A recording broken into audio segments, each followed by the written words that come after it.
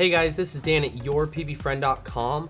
I have the brand new Planet Eclipse CS1. Planet Eclipse sent this gun to us about 2 weeks ago, so we had it early to be able to do reviews for you.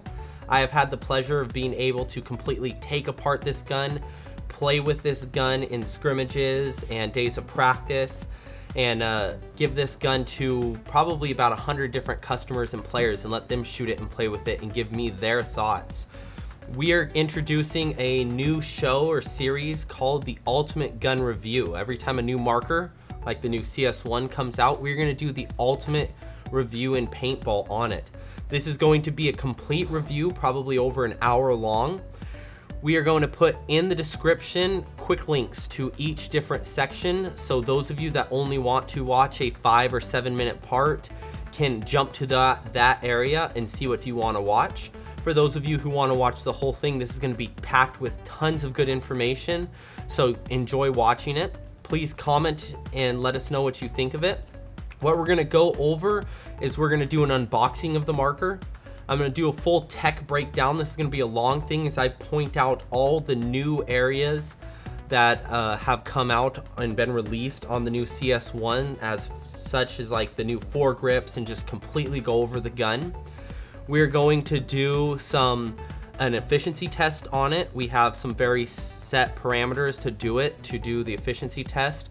We're gonna do a shot and sound comparison against every other high-end gun on the marker, pretty much side by side with the same professional microphone setup at the same distance to be able to show you what they really sound like compared to each other.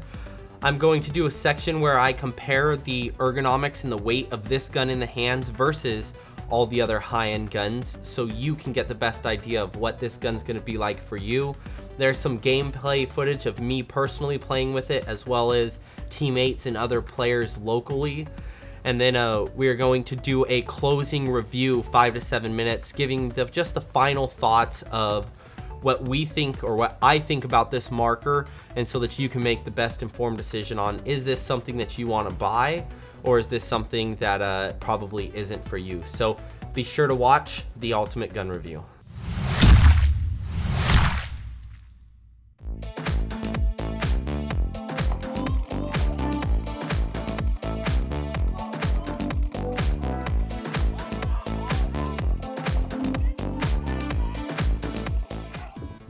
Planet Eclipse CS1, new gray case, looks really cool.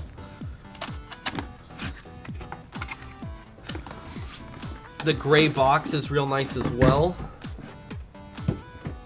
If you see that, nice ribbed section. So you can like hold it better, I guess, while you're carrying it when your hands are slippery. I don't know, but it's kind of cool. The cases for Planet Eclipse have always been really good. Some of these other manufacturers have been coming out with cases. The thing I will say that I like about the Planet Eclipse case probably more than any other is all the barrels and things tend to stay in their spots.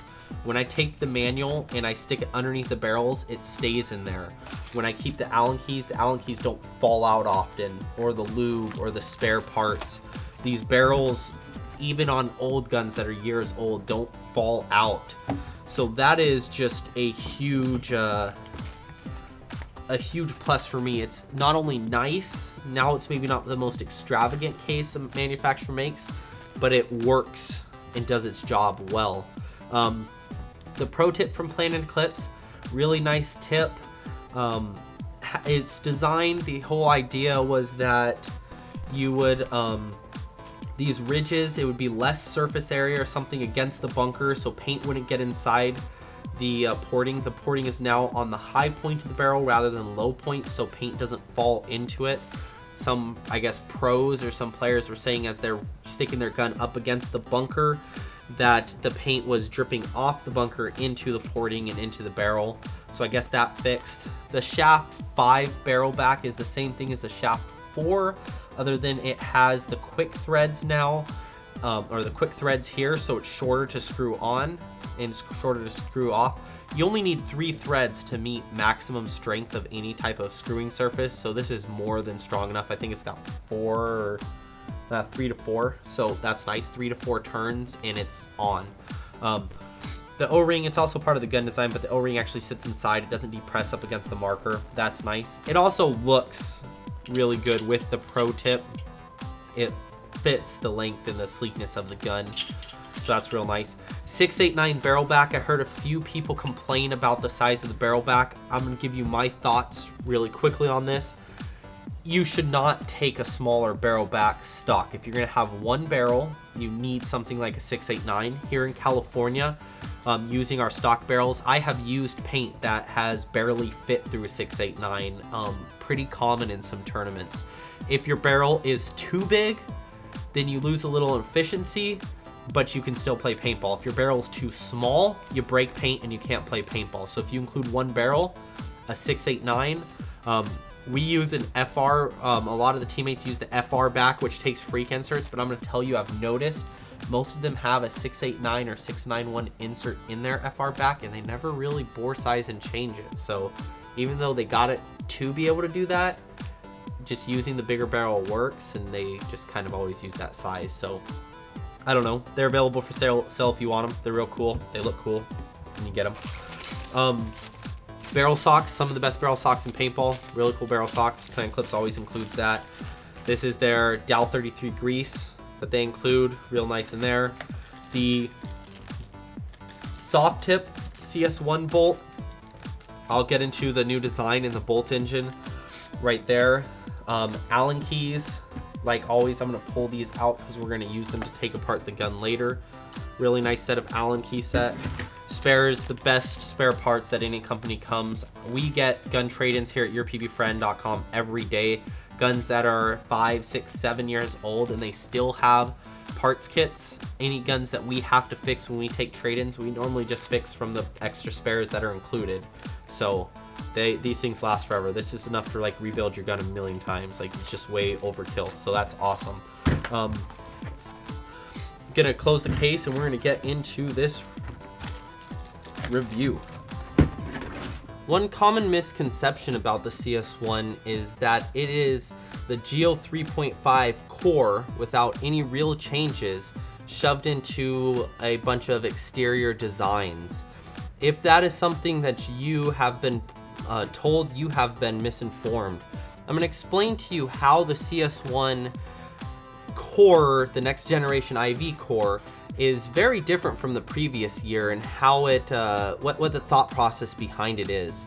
The goal with the CS1 shot was to keep the great efficiency that is found in the 3.5, but to achieve that really soft, smooth shot that you have come to find with the guns like the Luxe, the Vanquish, and the Clone GTI. When Jack Wood came out with an LV1, he absolutely blew the idea of a poppet valve.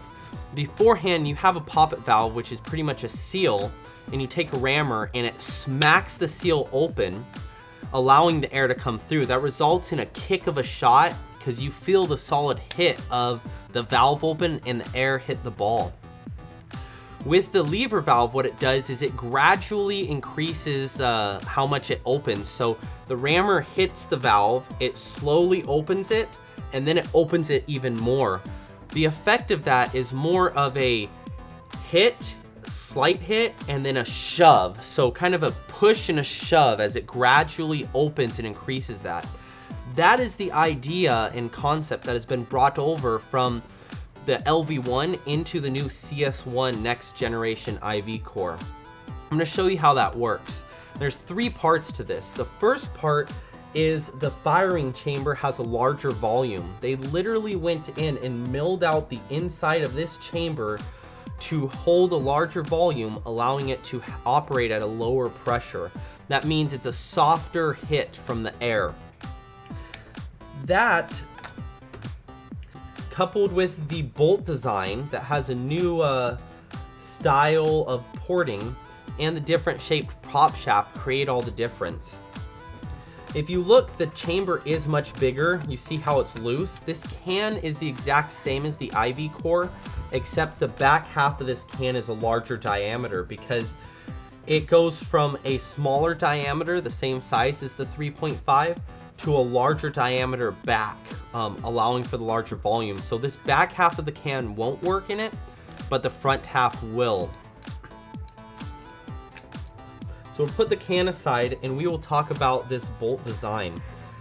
How it works is the air is stored in the firing chamber behind this valve. This prop shaft is literally a valve. And what it is it's stored behind here. As the solenoid pushes the bolt forward, the air or the grooves in the back of the bolt pass the valve, allowing it to start pushing air to the ball, so start propelling the ball until where it reaches all the way open and where it really pushes it forward. So that's that concept I talked to you about, slowly pushing it and then increasing the speed it pushes it at. There's also grooves on this prop shaft right here. Those grooves change the way the air moves. Air is, if you think of it, it's fluid, kind of like water. So different obstacles and bends and turns affect how the air moves and how it hits the ball. So you're gonna get a different feel with that. You're gonna achieve with the next generation IV core the same great efficiency that you got with the 3.5, but you're gonna have that smoother shot. The reason why we can keep or Planet Eclipse kept the efficiency up is you have the larger volume at a lower pressure, which is almost like using the same amount of air. It's just less compact in that area. And then this valve actually springs forward. So if you look, it compresses back with the air pressure. Once the bolt moves forward and it dumps most of the chamber, this valve springs forward and it shuts it off. That's why dwell tuning isn't really relevant with the LV1 or the next generation IV core and the IV core, because it auto shuts off how much air dumps from that chamber.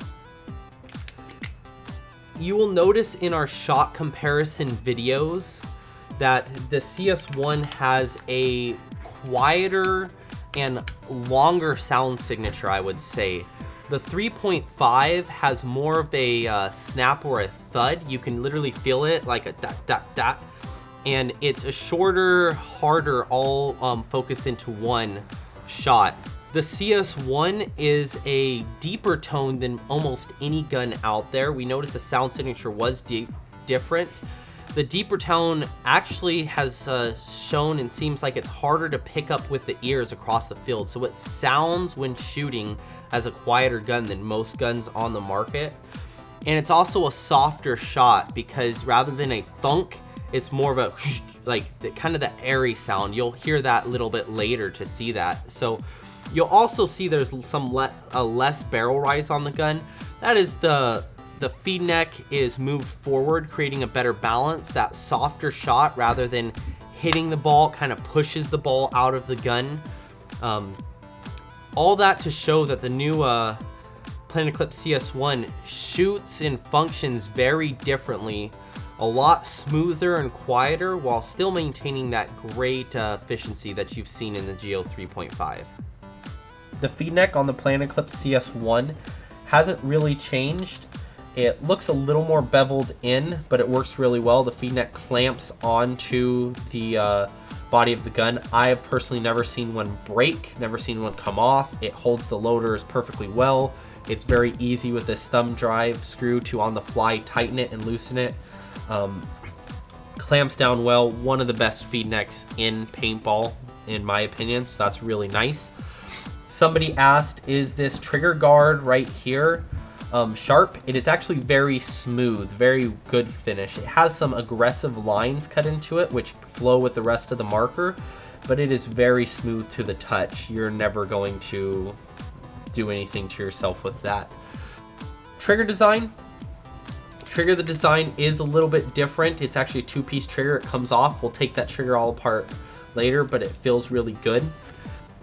Aesthetics of the gun. This gun is milled very well. I love the lines, as you should be seeing in some of our videos, even this one. It's just a real aggressive line. Real aggressive lines and flow to the gun. You look down it, it's real aggressive, a lot of milling. The back looks real nice. The rubber actually is flush, if you can see right here. It is flush to the body, and it's flush to the frame. So there is no area, ASA everything, where it's like bulging up and sticking up. The front of it, it's a flat line. You can go there. So that is really nice. I haven't seen a paintball gun that I can think of that, trying to show you right here, that there is this little lip you get on, but that's very flush in the hands. So that's aesthetically pleasing and nice. You can look down here. At first I didn't notice that lip. Actually, one, it looks really, it looks just fine. Some of you may be annoyed with it, but the purpose of it is so that you can actually lift it up when you take the eye covers off, which we'll get into a second. So you can lift and remove the eye covers. You have the little SFR screw. This screw right here, when you put it down, it restricts the flow of the venting of the solenoid. What that means is the bolt moves slower, your shot is going to be smoother, and it's going to be softer on paint. When you move it forward, it opens up, so no restriction, so the bolt can fly back and forth faster. You get better efficiency that way, but you're going to get a rougher shot and a little rougher on paint. So if you need that real fragile paint, you turn it back. They changed this and fixed this little design from the original SFR, which could pop out. This one you can't change with your finger, which is kind of a bummer, but you can actually just use an Allen key and it won't fall out. With that said, we're going to dive right into this Foregrip new system. With the Foregrip, it does not move at all. You're not going to break it. People want to know if that's strong. I have some extra ones being shipped to me, but I was told by Jack Wood, the designer, you'll never break those. Please don't try to break it too hard, because you will break the frame before you break that. So he's like, maybe you should take it off eventually. But to pull it off of the gun and get into your battery, it's really simple now on the fly, battery and eyes. You just pull this down. All right, you don't need to pull it side by side. On the inside, you will see there's rubber. There's a little rubber soft thing my finger is touching that actually goes and it latches along this ledge right here, and it clips there, as far as some of the other parts latch onto this area of the gun as well. So this is not going to slide off. Someone asked the concern, are you ever going to pull this off in the game? I don't think you'll ever see one person rip this off in the game. Maybe if they did the worst fail dive of all time and landed and twisted and ripped it off, which is never going to happen. Well, maybe once, but they're going to have more problems than pulling this off. So that's not a concern. This is awesome for a few reasons. I'll get to the ergonomics once I put it back on, because I want to say how good that feels. The eye covers. Getting into the eye covers of the gun is real important. A couple companies lately have been doing toolless eye covers for good reason. If you need to clean your eyes on the go, you want to be able to just pop it off real quickly. But a lot of these companies, their first attempt, they had issues where the eye covers have fallen off. I think Planet Eclipse nailed it this time, and it's almost over engineering. You're gonna look right here. This little latch, you flip open, and then you can move and take these eye covers. Remember, I showed you right here, you can lift it right off. On the inside, you have your ball detent, you have your eyes, and then you have a second spare set of ball detents. That spare set right here uses as dual purpose. One, your eye cover doesn't rattle around as it sits there, so it's a little rubber buffer pad. Two, you can pull those eye covers out, I believe with a pick. You can actually do it with your fingernail, I just don't have any fingernails. You can pull it out, spare set of eye or detents, and then use them for your gun. It actually does drill all the way through into the bolt chamber, although the detent does not stick that far. Some people ask, does it stop the ball? No, it's just to store it, so it's just a hole and slot to do that. So that is really nice right here. Those little things like that to make sure that the eye cover, or to make sure that you have those spare detents, is just one of the things that Planet Eclipse does over and beyond to make sure it's so taken care of. Another thing is this little latch. I was afraid of it falling out. It has a little ridge. That ridge digs into the body up top, and then it sits down and this clamps over it. One thing to know too is in case you forget to clamp it on, a dummy move I would call it, when you slide this up, it locks it itself, so it pushes it in place and it grabs onto it. So that is one of those small engineered parts that actually changes everything. Just fantastic. That is Eclipse engineering. It's made for the players to be the most dummy proof possible. Moving on, hoseless design. Some people quoted that Jack Wood said they would never do hoseless design. Jack says, I never said we wouldn't ever do it, just not until I found a way that was efficient and worked properly. So apparently he found that. The screen on the back is now magnified. Let's see if you can see this. You turn it on, it's the same screen, but it has a magnifying glass that just makes it opens up and bigger. A lot of people really like it. I've heard one person say, you know, I don't like how it's a magnifying glass because if you look at it on the side, it kind of makes it look like the screen moves. He said it's not my favorite thing, but I personally do like it. It makes it look huge. Planet Eclipse says when they redid the CS1, their idea was to go over everything else and see how they want to change it. They said when it comes down to it, they looked at doing a big screen on the side, but they do not want to do a screen that's not on the back. They said it's the safest place for the screen. It's the easiest way for you to look at it when you're playing. If you need information like shot counters or timers or rate of fires or whatever you may need on it, eyes jammed, to be able to look rather than trying to turn your gun and look at it. They said that just made the most sense for them. The buttons are a small detail again, but really nice here. They're little like ball bearing buttons that you can just press in to touch it. On the inside, you don't have a little membrane strip to lose. You also don't push and feel these hard plastic dividers like on the older models. It actually feels really good. And you're not going to, we asked or tried to figure out if you could turn it on any way by pushing it, and we did not find that at all. So you're not going to dive and push that like you did with some guns. Let's cover the ASA. So Pops ASA is now integrated in the frame. I'm going to take it all apart for you right now. With the button with the pops, to remove a pops, it's pretty simple. You push in this button. You're gonna, once you push it and move it forward, you're gonna push it down a lot. You gotta push it back down out of a track. You're gonna pull it out, and then this comes off. That's how you remove a pop. So down in, and then you gotta push it all the way down in this channel right here to pull it out. Notice there's the plus or minus engraved on the ASA to turn your pressure up and down. The regulator has been moved into this foregrip. It is no longer, or this grip panel is no longer in the foregrip. You adjust your velocity through this hole right here. So there's a little hole to adjust the velocity. It comes in kind of an angle, which is useful for when you're holding your gun like this and you can adjust it. You cannot adjust it if your air is off. So my gun's not shooting. Must be because the air is off. Well, if you can't adjust the regulator, it's because it's not on. So you make sure it's on first. And then there's two screws at the bottom. This is an improvement for a few reasons for me.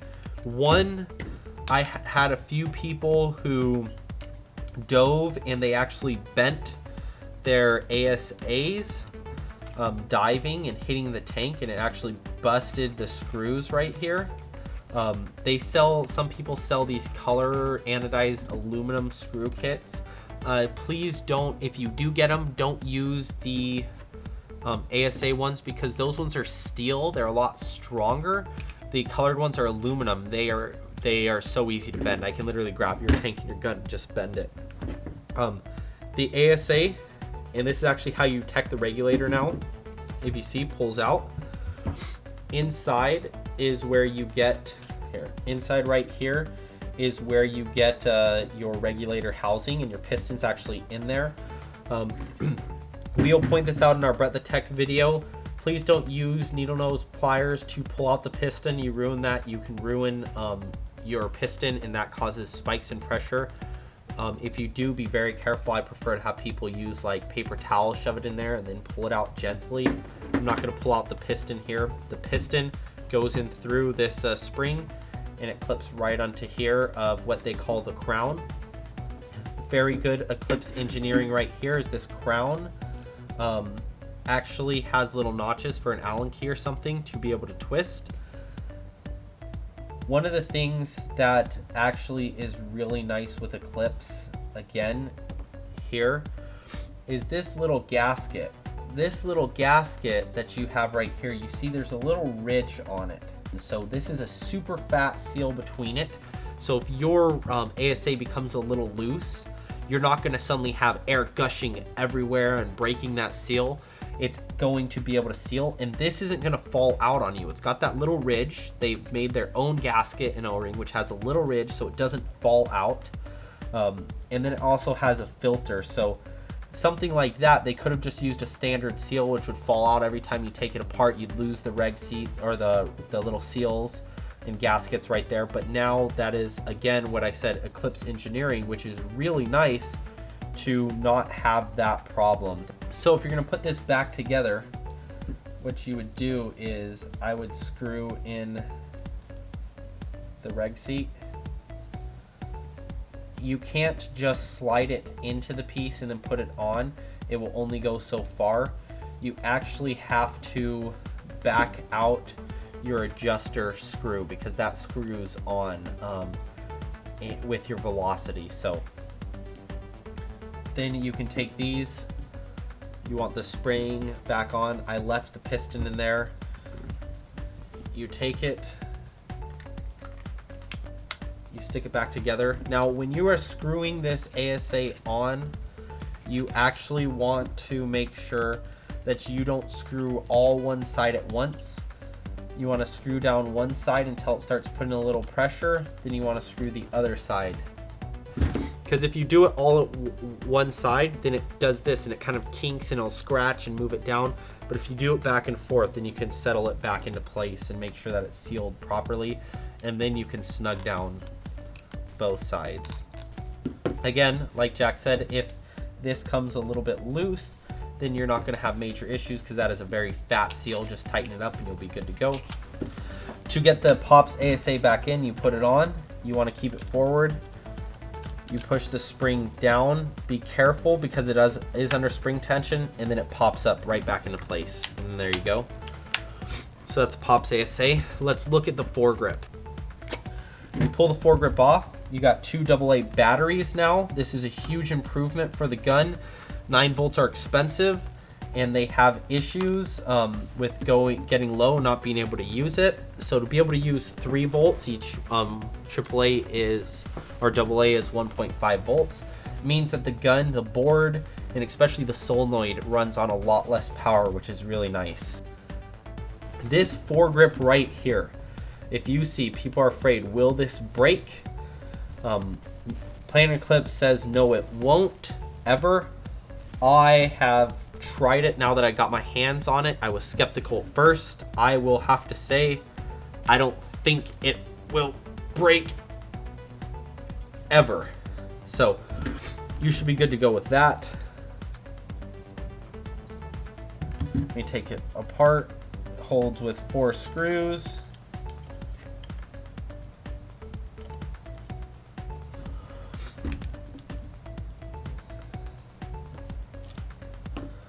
Then this thing comes right off. Here's a look at the inside. It's a composite. I don't think you'll ever crush it or break it or anything. Very simple and easy.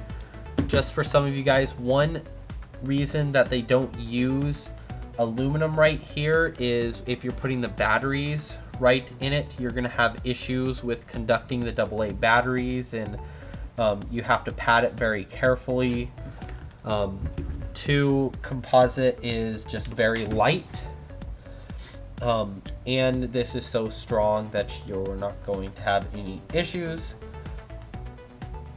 So that is very good to be able to access the battery so quickly. I mean, shoot, you can be running on the field, pull off your foregrip, swap your batteries, and then go play, and you are good to go. So that is really nice.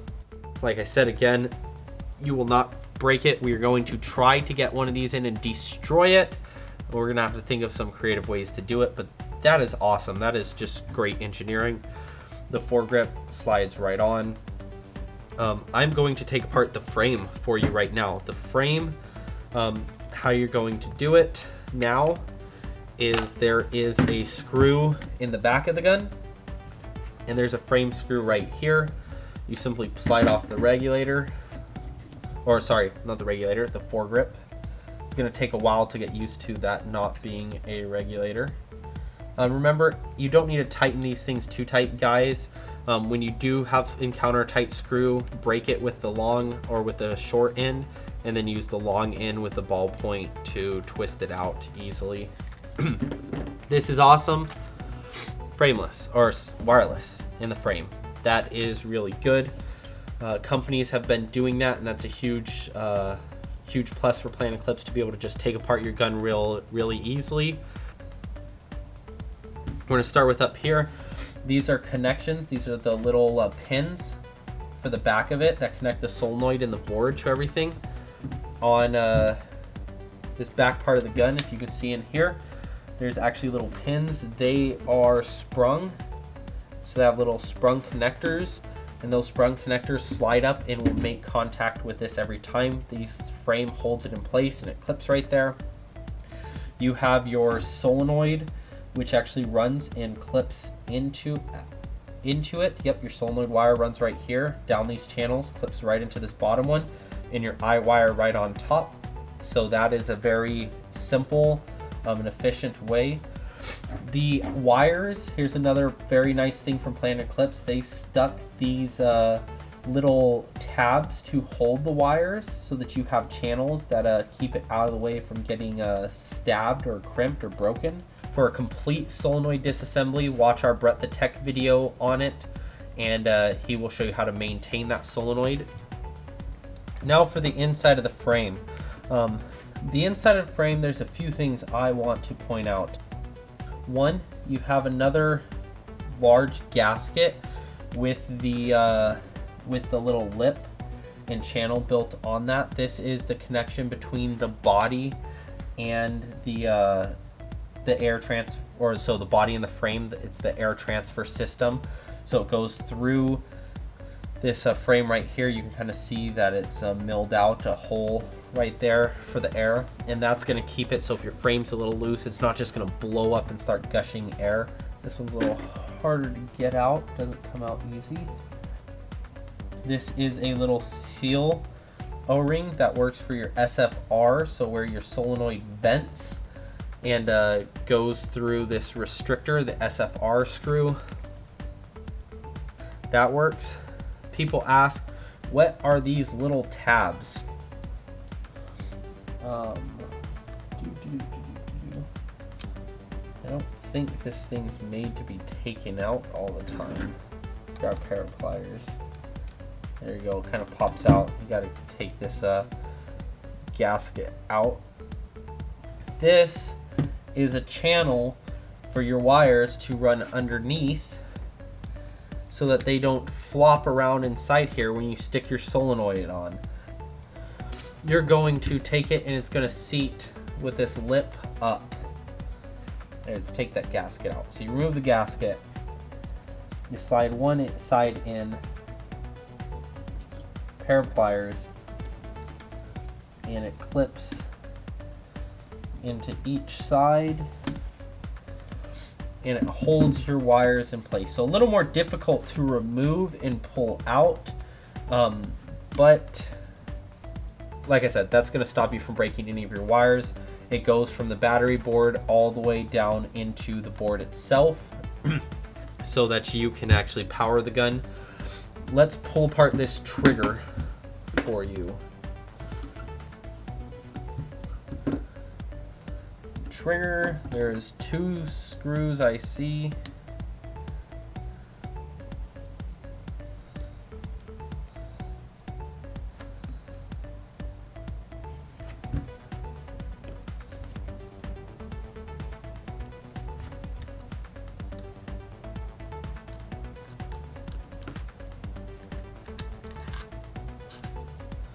and you pull it out, and it is a spring magnet system.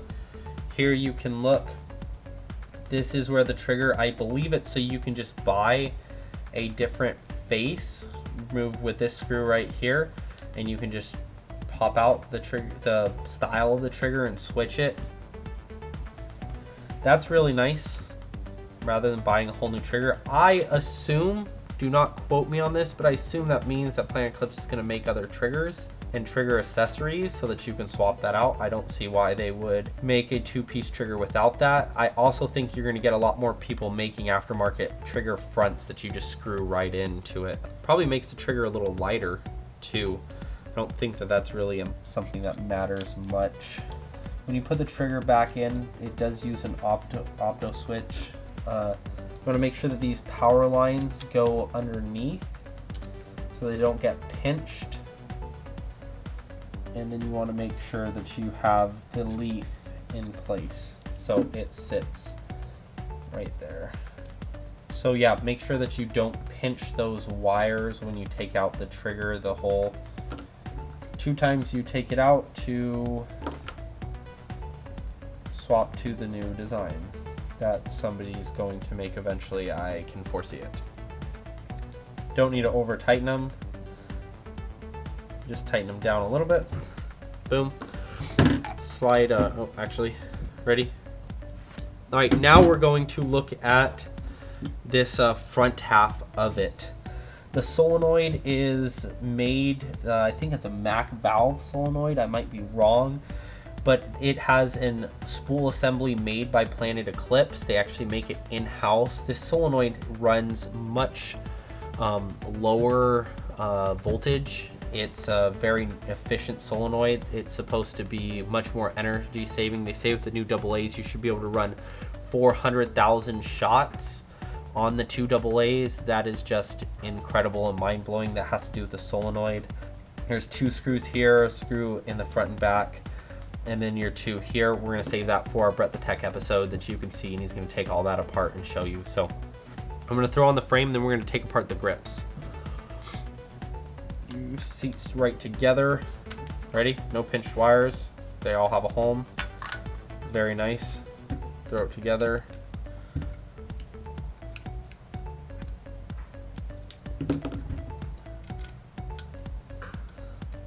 Make sure you get it in the hole with the threading. Bolt can go in. Your foregrip on. So let's take out the back grips. Taking off the back grips is almost rarely needed now, as your batteries are in the front of the gun. Your eye wires are not in the grips anymore. Very few reasons to have to take this off. One of them is going to be to reach your tournament lock though, and they have this real nice tab. The grip's actually split in half, 2 different ways. There's your tournament lock. There you can see your micro switch and your optical sensor, and then it's actually a micro USB board now. So your cell phone charger, if you use an Android like I do, you can just plug it right in there, plug it into your computer. ePortal 4 is going to be free download once this marker starts shipping, and you are going to be able to update all your voice packs and stuff there. As for the back of the grips, you have to make sure to remember to take out this little screw right here. Otherwise you will look silly trying to take it off.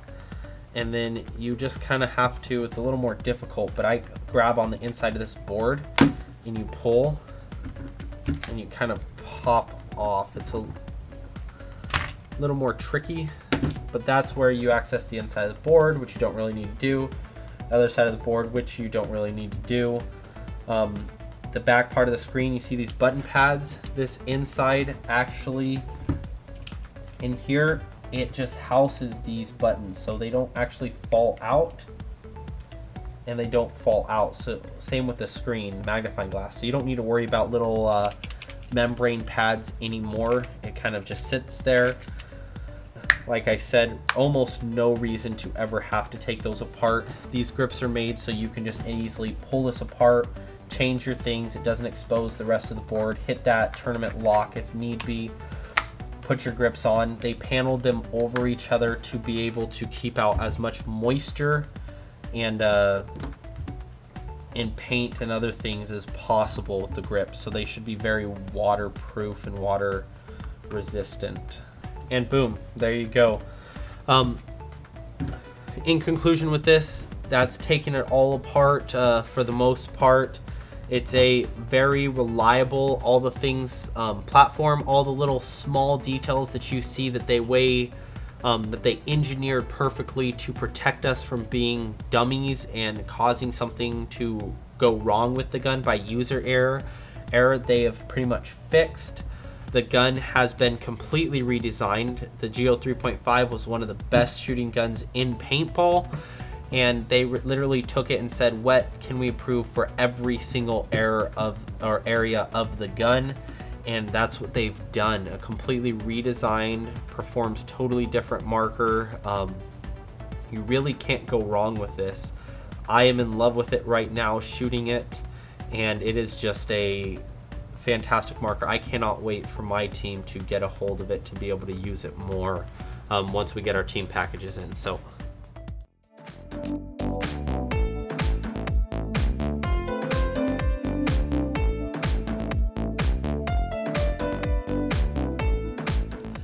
how does the Geo CS1 feel in the hands, and how is it different from the previous Geo 3.5 and other markers beforehand or before it? The Geo the Geo CS1 has a very different feel. Out of the box, it is heavier. It is weighing in at 2 pounds, 2.6 ounces. So it is about 1.5 ounces heavier than the Geo 3.5 that weighs in at 2 pounds, 0.6 ounces. So that's about 2 ounces heavier. The marker, I love the way the Geo 3.5 felt in the hands, but the new CS1 actually feels a lot more ergonomic and comfortable. It is a bulkier marker. If you look at the foregrips, the foregrip is a much thicker foregrip, or decently thicker foregrip on the CS1. It is one piece, which is real smooth, and it doesn't curve as much. The inside of the foregrip and in between the frame is actually molded to fit your thumb and your hand right in that crease, unlike the 3.5, which, although it didn't feel bad, didn't feel as good right there, and there was a screw hole right there. So the foregrip actually feels really nice. It feels like it was made to hold your hand in it. If you see right here, it actually like fits in the palm of your hand, and then your hand closes around it. That is a really nice feel. People said that it looked kind of weird, but that feel is actually amazing. If you hold your gun like this, you're gonna love the way the Geo CS1 feels. If you hold your gun like I do with your thumb over the barrel, it still feels really good. This front, your hand can come right up against the barrel. It grasps around and it holds very solid. The back grip now has the regulator, and it is much thicker. If you can see right here, it is, we can measure it right now. It is almost 1.5 inches, a little over 1.25 inches for that back. The 3.5 was just over 1 inch, so it is almost 1/4 of an inch different with the back. It also is a lot more round on the CS1. If you see the 3.5 kind of ends in a flat part with the screen, the CS1 rounds all the way around the back. That fits in the hands very well. They tried to do the same thing as the foregrip. It sits in the palm of your hand and rests right in between your thumb, and so your hand can grip right here. It just feels like your hand is at rest and like it belongs. For me, I actually hold my gun like this, and so it feels really good. I know some people hold their guns with their hands off or hold lower down. All those feel comfortable, nothing to get in the way there. So the thicker frame doesn't seem to have bugged any of the people who I've seen hold the gun like that. But for those of us that hold the gun, it feels to me like I can hold this gun and be comfortable with it at rest. It just feels like it won't go anywhere, and it feels really good. The extra weight of the gun, I don't really feel like is a big difference. When you stick the hopper on it, you can't really tell, and the weight is balanced very nice. It's a little farther forward than other companies' guns. And if you see lining up the ASAs of the guns, it is actually a half an inch farther forward than even the Geo 3 was beforehand.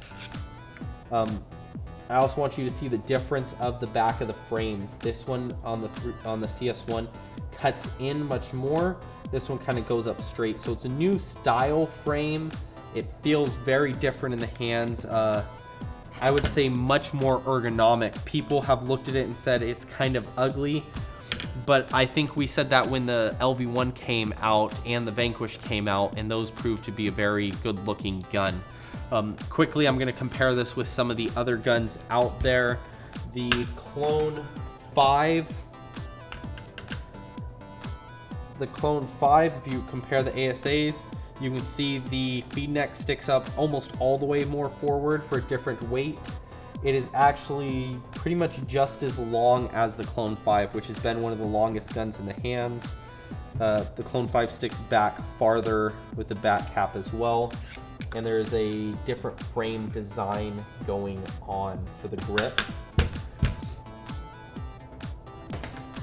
The new M2, when you line it up, also it sticks farther forward. The rear frame is extremely different. The M2 is super thin and comes down into that hourglass frame to make it as small as possible and lightweight. The new CS1 is big and round to fit into the grasp of your hands. That is going to be a preference thing on what you like there. The overall length of it is the CS1 is about half an inch longer in the foregrip. The Vanquish 2, when you line up the ASA, it is about the same length in the front, and the Feednecks are about the same length.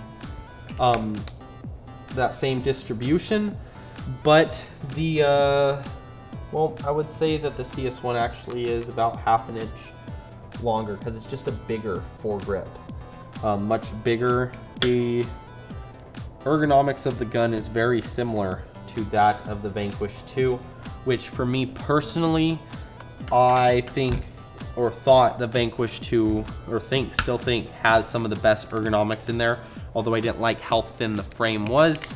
So that does have a difference in feel. I prefer the CS1 frame, but people who like the length of the Vanquish and the foregrip, it's similar style to that, just longer.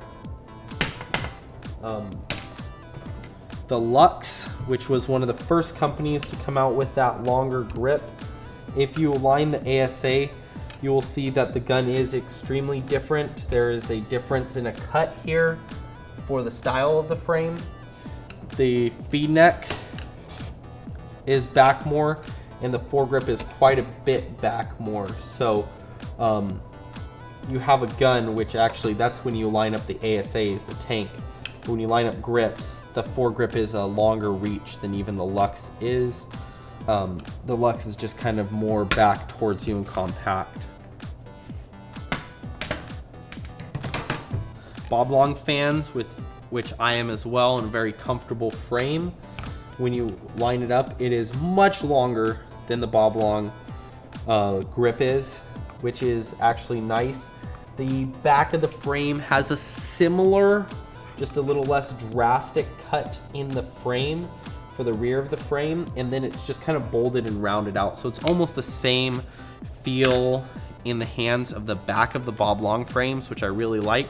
It's just more rounded out to fill out the rest of the ergonomics.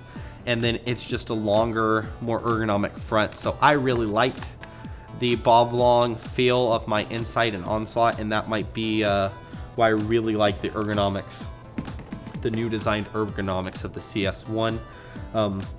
CS1 is a heavier marker like some of the other ones, but again, you don't really feel how heavy the marker is comparatively.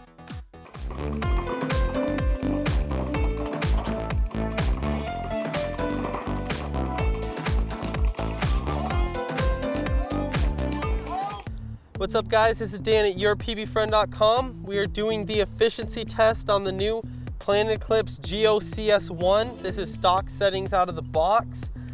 We have Vulcan graffiti paint here. This stuff is beautiful. It's bored at about a 688, very consistent. The barrel's a 689, happens to be. We're gonna be shooting this gun on PSP 12.5 ramp. We have a Ninja SL77, which is the new standard we're doing for all our efficiency tests. It has a Pro V2 reg with 4,500 PSI in the tank, and the shims are all removed. Let's see if we can see real quick. We're rolling 2 cameras right now, so you'll have 2 angles unbroken the whole time to show the efficiency test. I'm gonna go ahead, I got 16 pods right here on the desk, and we're gonna do some spot checks every once in a while to make sure that it's still shooting up to speed, and we're gonna stop right when it's around 200, 220 feet per second, and then we'll go from there. So here, let's go. First pod. Our pods are full, we're not empty. I counted it, 140 balls of a pod, and the shot counter is at 6,132. You probably can't see that. Check both cameras.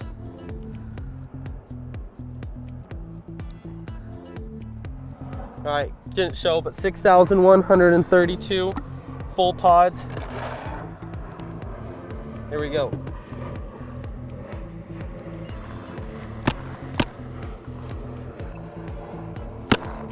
$296, $293, $283, $290, $294, so $290, $295 is what we're trying to go for, and here we go.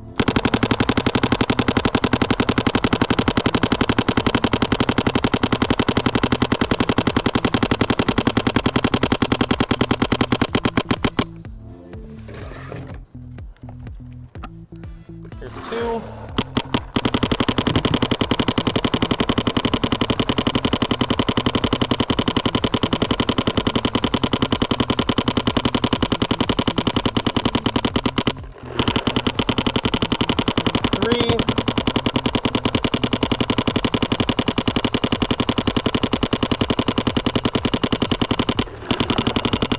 Drop 2 balls, 4.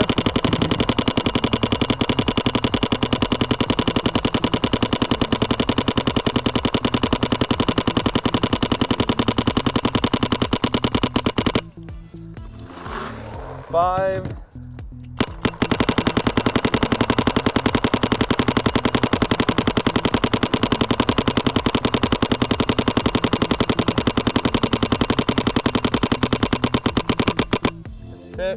6.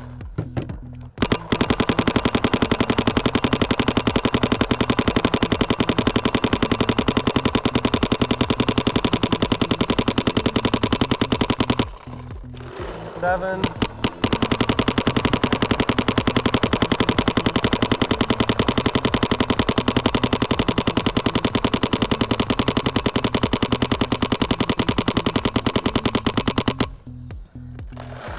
8.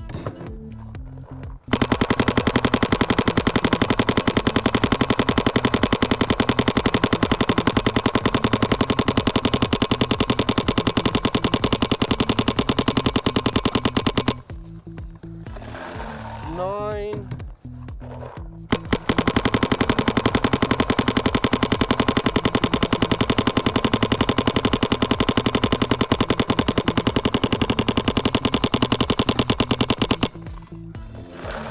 10.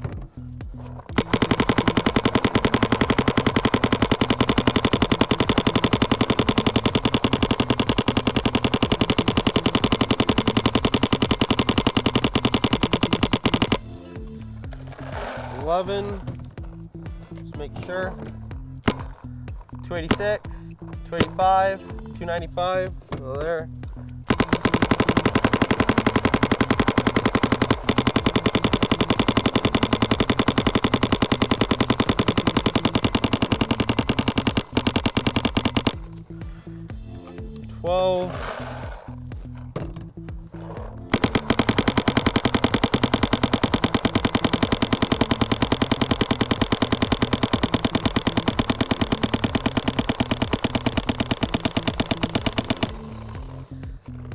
Still got more. And that's dropping off. 273, 263. It's empty. Still at 265, 270. I think that's 13. Alright, that's dropping off a lot now. 191, 182, so that's done. So let's count what we got.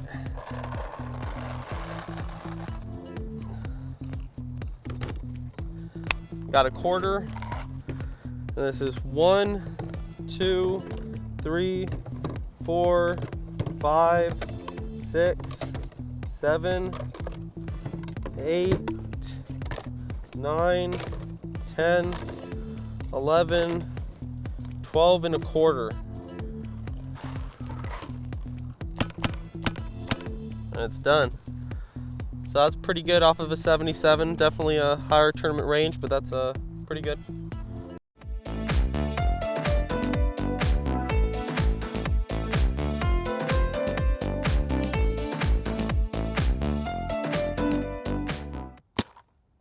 $285, $291, $284, so $285, $290.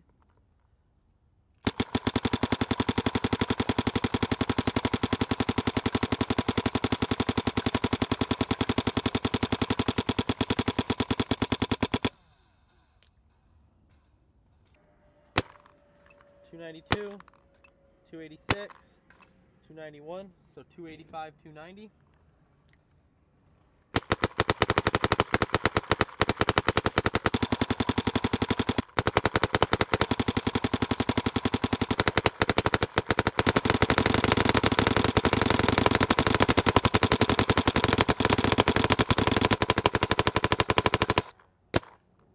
$286,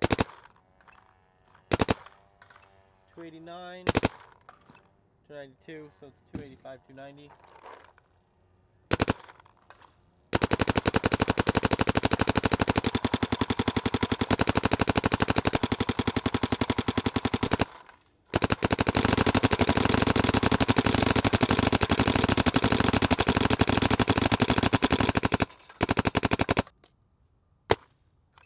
$293, $289, $282, so $285, $290 range.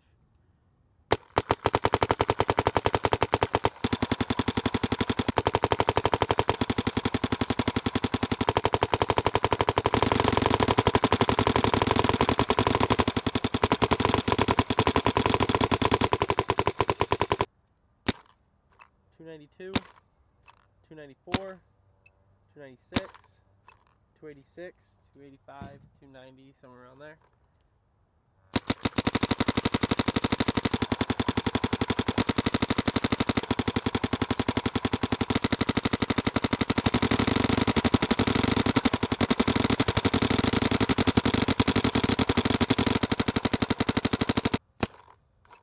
$276, $285, $282, $292, right around the same range, $285, $290.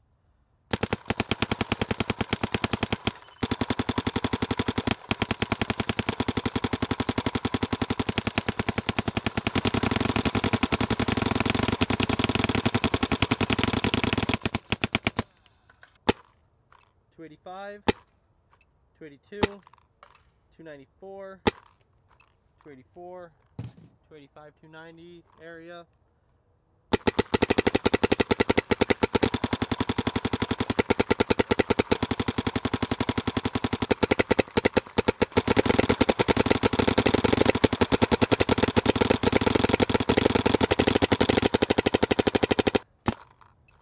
288, 291, 298, 291, 288, 290s.